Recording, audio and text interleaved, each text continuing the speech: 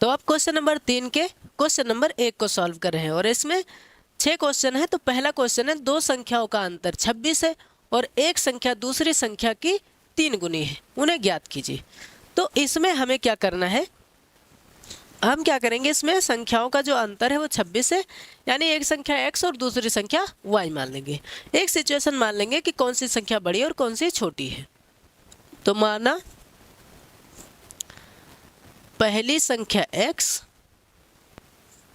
पहली संख्या x तथा दूसरी संख्या y है। दूसरी संख्या क्या है, y है।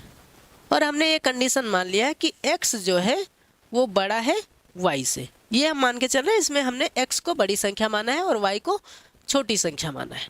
और x और y का जो अंतर है, अंतर यानी डिफरेंस यानी माइनस, कितना है, 26 है। ये समीकरण 1 हो गया। फिर कह रहा है एक संख्या, यानी जो बड़ी वाली संख्या है वो छोटी वाली संख्या की कितनी गुनी है, 3 गुनी है। तो 3 से गुणा कर देंगे, उन्हें ज्ञात कीजिए। इसको इधर लाएंगे तो x माइनस, इसको चलिए मान लेते हैं समीकरण 2, ठीक है। अब हम 2 का मान किस में रख देंगे, 1 में रख देंगे। 2 का मान किस में रखेंगे, 1 में। तो 2 का मान 1 में रखने पर डायरेक्ट कर देंगे इसको, है ना, 1 में रखने पर 1 क्या है, x माइनस वाई बराबर 26। x की जगह क्या रखेंगे, 3y। तो यहाँ रखेंगे 3y माइनस वाई बराबर 26। 3y में 1y गया, 2y बचा और बराबर में 26। तो 1 कम 2, 2 1 कम 2, 2 3 6, यानी y बराबर कितना आया, 13 आया। y का मान किस में रख देंगे, इसमें रख देंगे, है ना। y का मान 2 में रखने पर, 2 छोटा है, 2 में रखने पर। अब 2 क्या है, 2 है x बराबर 3y, यानी x बराबर 3 गुना y की जगह क्या रखेंगे, 13 रख देंगे, है ना। अभी 13 तो याद किए हैं, तो कितना हो जाएगा, 13 तिया 39। तो अब आपको समझ में आया कि हमने पहली संख्या x माना था, यानी पहली संख्या कितनी है, 13, तथा दूसरी संख्या हमने y माना था, यानी दूसरी संख्या क्या है, दूसरी संख्या है नहीं, पहली संख्या हमारी है 39। हमने x को माना 39 आया, और दूसरी संख्या हमने माना y, और y कितना आया, 13। इसने कहा भी था कि दोनों का अंतर 26 है, यानी 39 में 13 घटाएंगे कितना बचेगा, 26 बचेगा। इसने कहा एक संख्या दूसरी संख्या की 3 गुनी है, तो ये संख्या इसकी 3 गुनी है, क्योंकि 13 गुणे 3 ही होता है 39। समझ में आया। तो लिखेंगे अतः, लिख दीजिए कि अतः पहली संख्या 13, पहली संख्या 39 तथा दूसरी संख्या 13 है। दूसरी संख्या 13 होगी। उम्मीद करते हैं आपको ये समझ में आ गया होगा। और मैं थोड़ा साइड होता हूँ, आप चाहे तो स्क्रीनशॉट ले लीजिए। इसके बाद हम सॉल्व करते हैं इसी के क्वेश्चन नंबर 2 को, है ना। चलिए आप इसको स्क्रीनशॉट ले सकते हैं, अगर आपको क्लीन में दिखाई दे रहा हो, साफ सुथरा, तो आप स्क्रीनशॉट ले सकते हैं। और वैसे भी आप कॉपी पेन लेकर बैठा करिए और समझते रहिएगा साथ साथ, ठीक है। चलिए, तो अब इसका क्वेश्चन नंबर 2, क्वेश्चन नंबर 2 में है कि दो संपूरक कोणों में बड़ा कोण छोटे कोण से 18 डिग्री अधिक है, उन्हें ज्ञात कीजिए। समपूरक मतलब क्या होता है, एक होता है पूरक, पूरक मतलब 90 डिग्री, और समपूरक मतलब होता है 180 डिग्री। तो चलिए अब समपूरक की बात करी तो आप समझ जाइए कि कोणों को मिला के कितना होगा, 180 डिग्री होगा, है ना। तो माना दो कोण है ना, तो मान लिया, माना बड़ा कोण x, बड़ा कोण x डिग्री तथा छोटा कोण y डिग्री है, छोटा कोण y डिग्री है। समपूरक की बात हो रही है, यानी x डिग्री और y डिग्री को अगर जोड़ दें तो ये मिला के टोटल कितना हो रहा है, 180 डिग्री हो रहा है। ये हो गया समपूरक। अब कहा गया कि जो बड़ा कोण है वो छोटे कोण से 18 डिग्री अधिक है। ये हो गया समीकरण 2। लिख दीजिए कि 2 का मान 1 में रखने पर, 2 का मान 1 में रखने पर, क्योंकि देखो हमें यही चाहिए होता है कि बराबर के इस बार कोई सिंगल हो, तो सिंगल x बचा है, इसी को इसमें रख दो, है ना। तो देखो 2 का मान एक में रखने पर x degree plus y degree बराबर 180 डिग्री। x डिग्री की जगह रख सकते हैं y plus 18, y degree plus 18 degree बराबर में क्या है 180 डिग्री। 18 को उधर भेज देंगे है ना, नहीं, हम x की जगह रखें y प्लस 18 डिग्री और प्लस में y डिग्री और था, प्लस y डिग्री बराबर में 180। एक y और एक y कितना हो जाएगा भाई साहब 2y। ये इधर प्लस 18 उधर जाएगा तो माइनस 18 हो जाएगा।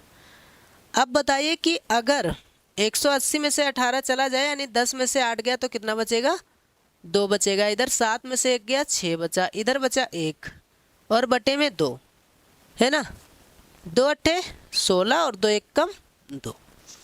तो y बराबर कितना आया 81 डिग्री। यानी कि ये जो छोटा कोण है वो कितना डिग्री है 81 डिग्री। अब y का मान समीकरण 2 में रख दो, मान समीकरण 2 में रखने पर चलिए 2 क्या है 2 है x बराबर y प्लस 18 डिग्री। तो x बराबर हो जाएगा y कितना आया है 81 डिग्री प्लस 18 डिग्री। तो कितना हो जाएगा भाई साहब 81 और 18 हो जाएगा 99 डिग्री। यानी बड़ा कोण 99 डिग्री, अतः बड़ा कोण x था ना, तो बड़ा कोण 99 डिग्री तथा छोटा कोण कितना डिग्री 81 डिग्री है। ठीक 81 डिग्री है। यही हो गया आंसर।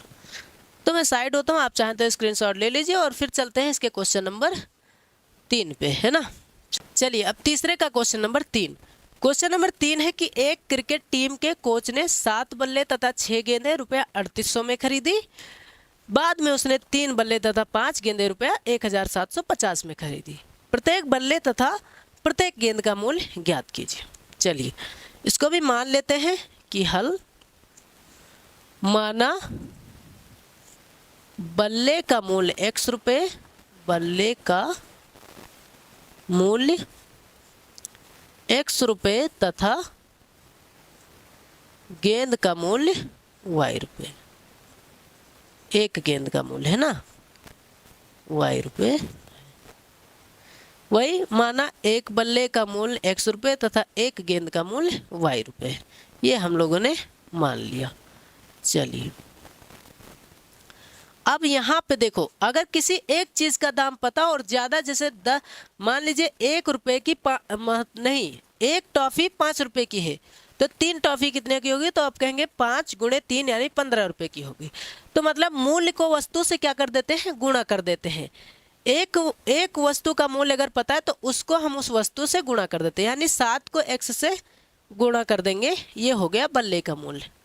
और गेंद का मूल्य y था तो y से गुणा कर देंगे, तब टोटल हम रुपया कितना दे रहे हैं 3800 दे रहे हैं। ये समीकरण 1 है।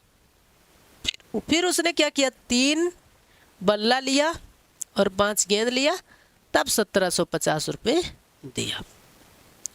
अब समीकरण 1 को उठा लेंगे।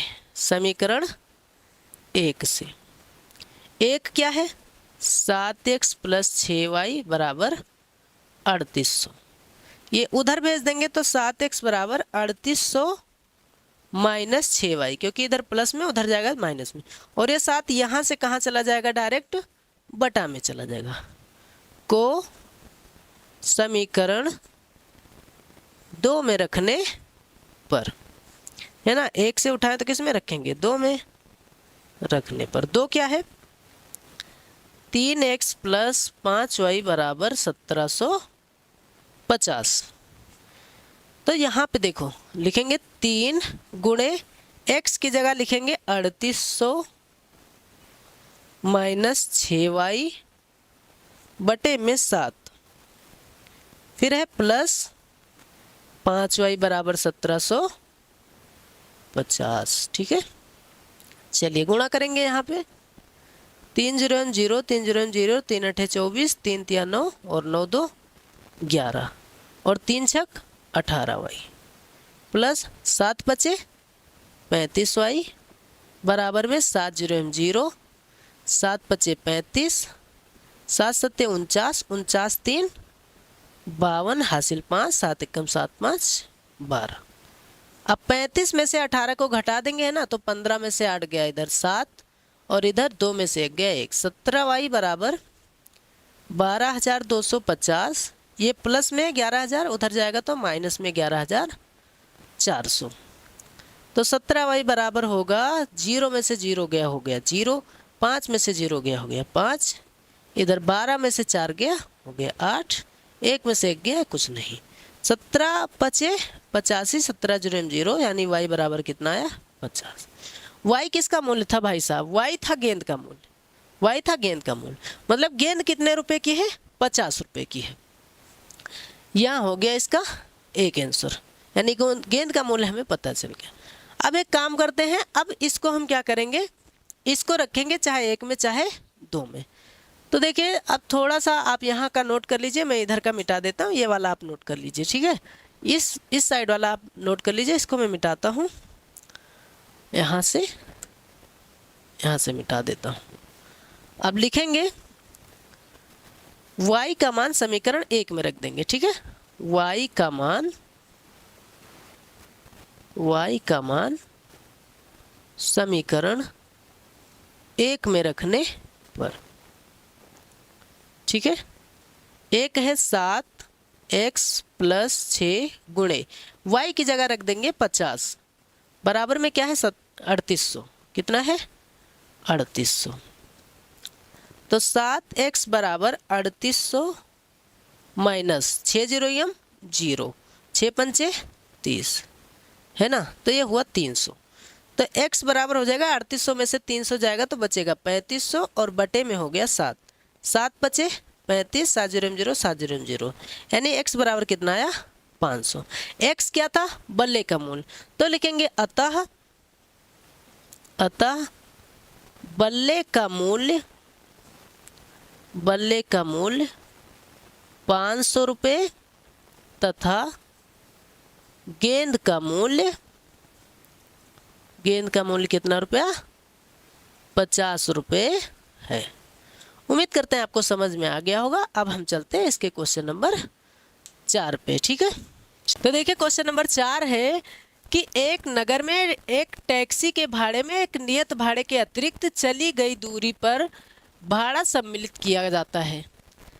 10 किलोमीटर दूरी के लिए 105 रुपये और 15 किलोमीटर के लिए 155 रुपये। नियत भाड़ा तथा प्रति किलोमीटर भाड़ा क्या है, उसके बाद 25 किलोमीटर यात्रा करने के लिए कितना भाड़ा देना होगा ये हमें बताना। इसमें हमें बता गया कि एक नियत भाड़ा के अतिरिक्त अगर दूरी चली जाती, मतलब नियत भाड़ा क्या होता है, जैसे अगर तुमने किसी टैक्सी वाले से बात करी कि भैया मुझे वहाँ जाना है, तो उतने का इसने बता दिया कि भाई इतना रुपया है, लेकिन अगर उसके आगे अगर थोड़ा सा भी 1 किलोमीटर आगे गए तो उसका वो अलग से चार्ज लेता है, ये इसमें कहा गया है। तो देखो इसमें हम मानेंगे कि माना नियत भाड़ा मतलब फिक्स किराया है ना। नियत भाड़ा x रुपये तथा प्रति किलोमीटर भाड़ा y रुपये है। अब देखो नियत भाड़ा में कुछ नहीं करेंगे और जो अतिरिक्त किलोमीटर गया वो 10 किलोमीटर गया, तो 10y तब कितना रुपया दे रहा है 105 रुपये। ये हो गया समीकरण 1। क्या हो गया समीकरण 1। दूसरा 15 किलोमीटर, तो नियत भाड़ा में कुछ नहीं करना, लेकिन 15 किलोमीटर गया अगर y के हिसाब से तो कितना रुपया दिया 155 रुपया। तीसरा तुम्हें ज्ञात करना कि 25 किलोमीटर चलने के लिए उसे कितना रुपया देना होगा। मैंने कहा कि किसी को उठा लो, तो हमने कहा समीकरण 1 को उठा लेते हैं। समीकरण 1 से 1 क्या है x प्लस 10y बराबर में 105, इसको उधर भेजो तो x बराबर हो जाएगा 105, ये प्लस 10y उधर जाएगा तो माइनस 10y हो जाएगा, है ना। इसको किस में रखेंगे 2 में, तो x का मान समीकरण 2 में रखने पर, अच्छा 2 क्या है, तो 2 है x प्लस 15y बराबर 155। तो x प्लस 15y बराबर 155।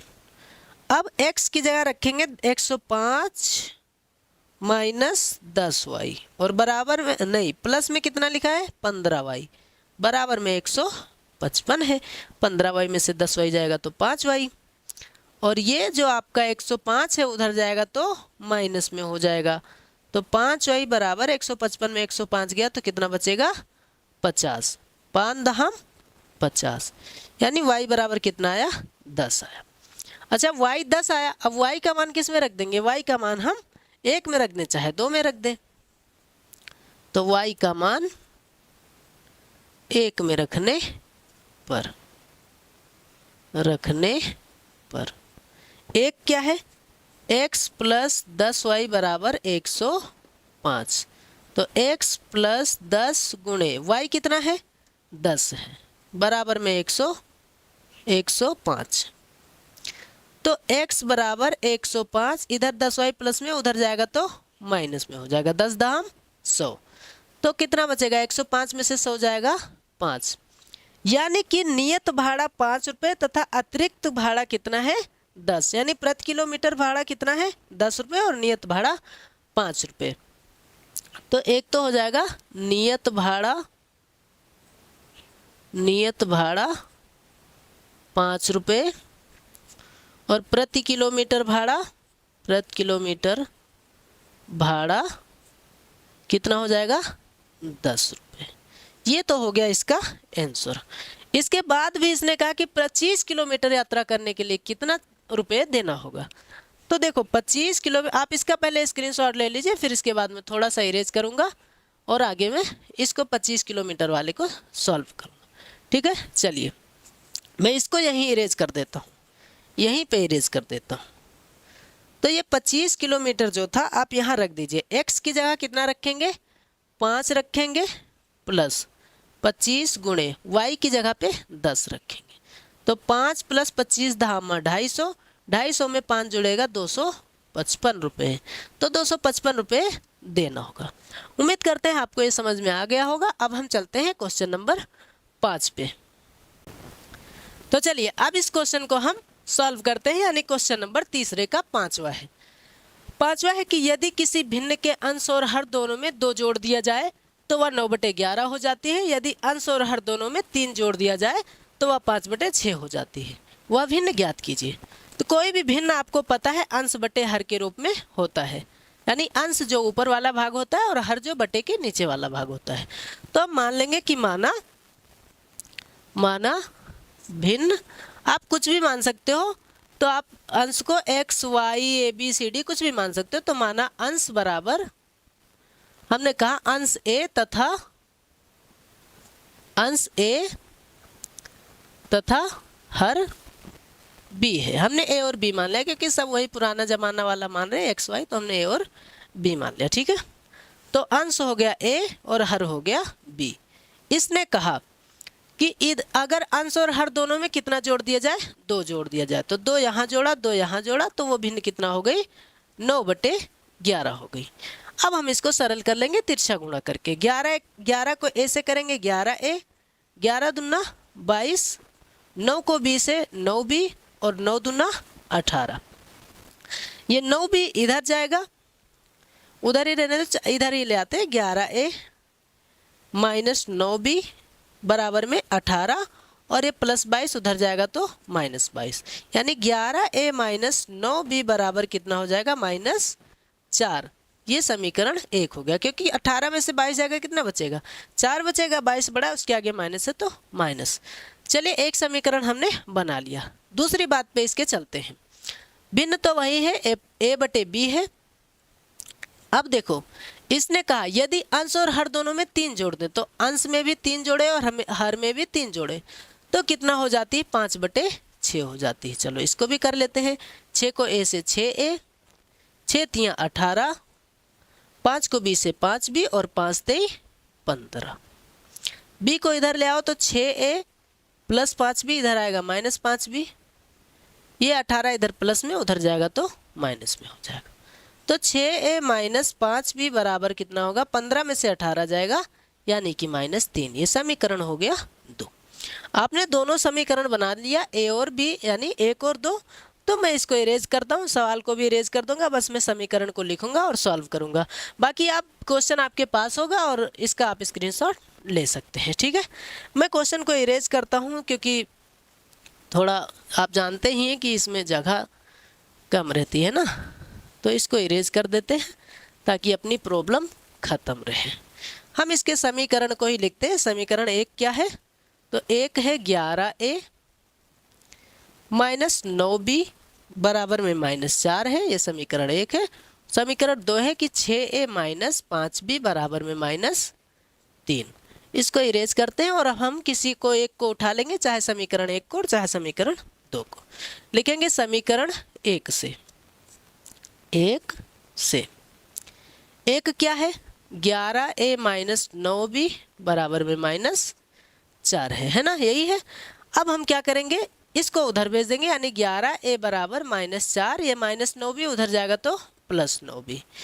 11 जाएगा बटे में तो -4 + 9b और बटे में हो जाएगा 11। को किस में रखेंगे, समीकरण हमने 1 से उठाया तो किस में रखेंगे, 2 में रखने पर, और 2 से उठाते तो 1 में रखते, ये तो आपको पता ही है ना। चलिए 6a माइनस 5b बराबर -3। 6a कितना है, -4 + 9b और बटे में 11 -5b बराबर -3। अब देखो इसको गुणा करेंगे, 6 चौके 24 प्लस 6 नवाई 54b माइनस 11 पचे 55b बराबर 11 तियाँ 33। 54 में से 55 जाएगा -1b, और ये देखिए -24 से उधर जाएगा तो +24। तो आप ही बताइए, ये दोनों प्लस माइनस से घट जाएगा यानी 24 और 24 में से 33 घटेगा तो बचेगा -9। माइनस माइनस कैंसिल यानी b बराबर कितना आया, 9 आया है ना। ठीक, अब हम करेंगे b का मान, चाहे 1 में रख दे चाहे 2 में रखने पर। तो b का मान 1 में रखने पर, चलिए 1 क्या है, 1 है 11a माइनस 9b बराबर -4। तो 11 नहीं, यहाँ a है, 11a माइनस, तो 11a माइनस 9 गुणे b कितना है, 9 है, बराबर में -4। तो देखिए 11a माइनस, अब यहाँ देखो 9 9 कितना हुआ, 81 बराबर में -4 है, उधर जाएगा तो 11a बराबर -4 + 81। अब आप ही बताइए, दोनों चिन्ह उल्टा पुल्टा है ना, प्लस माइनस घट जाएगा, यानी कि अगर यहाँ पर 11a बराबर लिखूं तो 81 में से 4 जाएगा 77 और 11 सते 77, a बराबर कितना आया, 7 आया। अब आपको पता ही था भिन्न कैसी थी, a बटे b थी, a बटा b। a कितना आया 7 और b कितना आया, b आया है, b कहाँ गया b 9। तो भिन्न क्या थी, 7 बटे 9 थी। उम्मीद करते हैं आपको ये समझ में आ गया होगा। अब हम चलते हैं इसके क्वेश्चन नंबर 6 पे, यानी अंतिम पे, तीसरे का छठा। चलिए अब इसको आप चाहे तो स्क्रीनशॉट ले सकते हैं, मैं थोड़ा सा साइड हो जाता हूँ, ठीक है। चलिए अब फाइनली इसके अंतिम प्रश्न पे हम आ गए। अंतिम प्रश्न है कि 5 वर्ष बाद जैकब की आयु उसके पुत्र की आयु से 3 गुनी हो जाएगी। 5 वर्ष पूर्व जैकब की आयु उसके पुत्र की आयु की 7 गुनी थी, उनकी वर्तमान आयु क्या है। हमें दोनों की वर्तमान आयु बताना है। तो लिखेंगे कि माना जैकब की वर्तमान आयु, जैकब की वर्तमान आयु कितनी वर्ष है, x वर्ष, तथा उसके पुत्र की वर्तमान आयु, उसके पुत्र की वर्तमान आयु y वर्ष है, आयु y वर्ष है। मतलब अभी की उम्र इन दोनों की हमने मान लिया x और y। 5 वर्ष बाद मतलब अभी कोई 10 साल का है तो 5 साल बाद कितने साल का हो जाएगा, तो 15 साल का हो जाएगा। यानी आपने 10 में 5 क्या कर दिया, जोड़ दिया। बाद की बात हो रही है तो जोड़ देंगे, और पूर्व यानी पहले की बात हो रही है तो घटा देंगे। तो लिखेंगे 5 वर्ष बाद, 5 वर्ष बाद जैकब की आयु, जैकब की आयु। अच्छा 5 वर्ष आगे जा रहे हैं, सिर्फ जैकब की उम्र तो जाएगी नहीं, जाएगी अरे अभी अगर मैं जितने साल का हूँ, अगर 5 साल आगे मेरी उम्र बढ़ेगी तो आप सबकी भी 5 साल आगे ही बढ़ेगी। तो जैकब की बढ़ी तो उसके पुत्र की भी तो बढ़ेगी। तो 5 वर्ष बाद उसके पुत्र की आयु, पुत्र की आयु।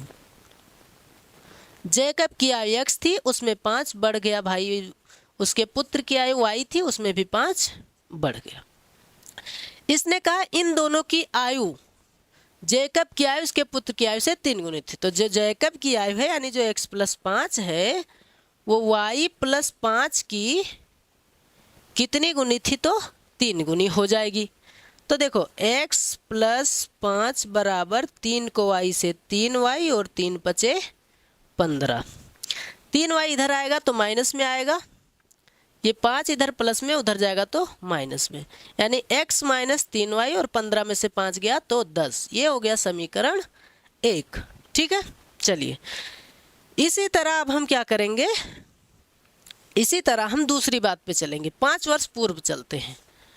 5 वर्ष पूर्व, पूर्व मतलब पहले, पूर्व जैकब की आयु, जैकब की आयु।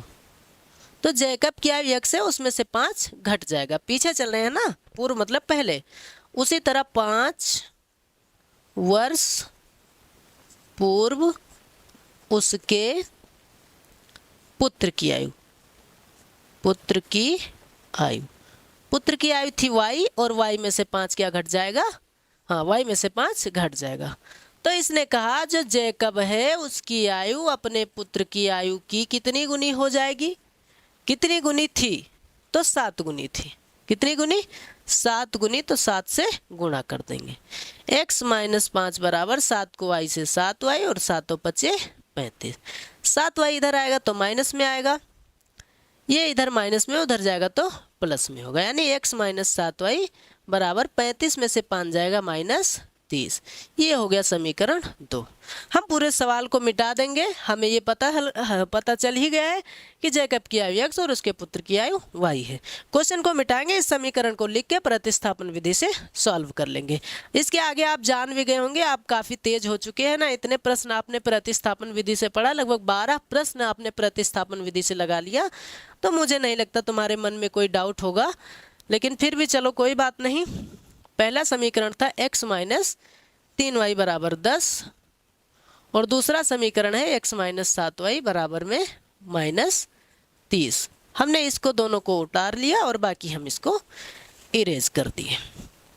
अब हम क्या करेंगे, समीकरण 1 से, समीकरण 1 से। एक क्या है, x - 3y बराबर 10। 3y को इधर से उधर भेजेंगे, इधर माइनस में, उधर जाएगा प्लस में, को किस में रखेंगे, समीकरण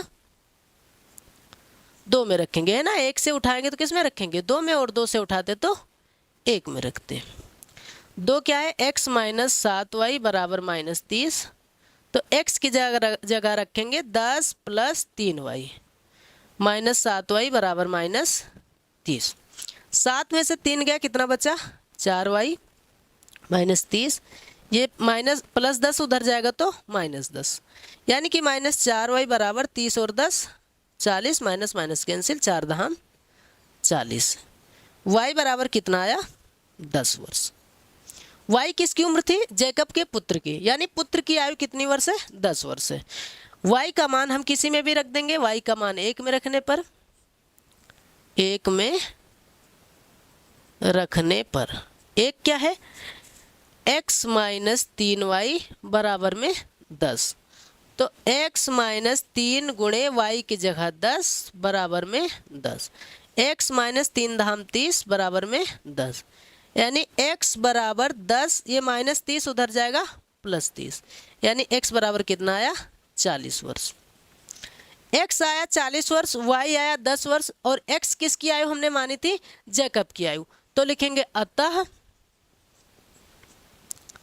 जैकब की आयु, जैकब की वर्तमान आयु, वर्तमान आयु हमने क्या माना था x वर्ष, तो x कितना आया 40 वर्ष है ना, तथा उसके पुत्र की वर्तमान आयु, उसके